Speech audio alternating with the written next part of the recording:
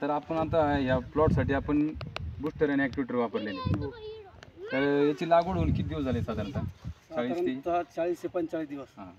तर तुम्हाला कसा रिझल्ट वाटला याचा? रिझल्ट एकच नंबर. असं का तुम्ही याला ड्रिपनं सोडलं होतं नंतर ड्रिचिंग समजा फवारणी केली? दोन वेळेस. ड्रिपद्वारे पण हां. आणि वरतून फवारणीमध्ये.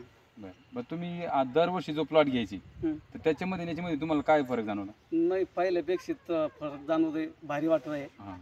म्हणजे आता तुम्ही सुरुवातीला हे किती आता समजा दीड महिना झाला साधारणतः हां, सरासरी हां?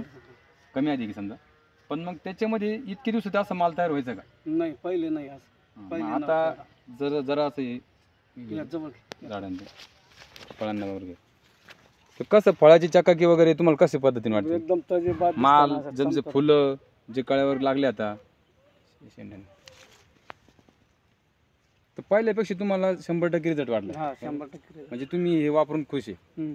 मग तुम्ही आता जसं वापर तुम्हाला अनुभव आला तर तुम्ही काय दुसऱ्या शेतकऱ्यांना सांगू इच्छिता? हा, कारण खर्चाच्या मानानं खर्चाची पण तुमची बचत कमीत होते. कमी खर्च हां. आणि ॲग्री बुस्टरमुळे ते जास्त फुटवा आणि ते माल भरपूर लागलाय. ते फुलं बी पाहना. हां हां फुलाची आणि मालाची चकाकी एकदम एक नंबर आहे. बरोबर. धन्यवाद सर.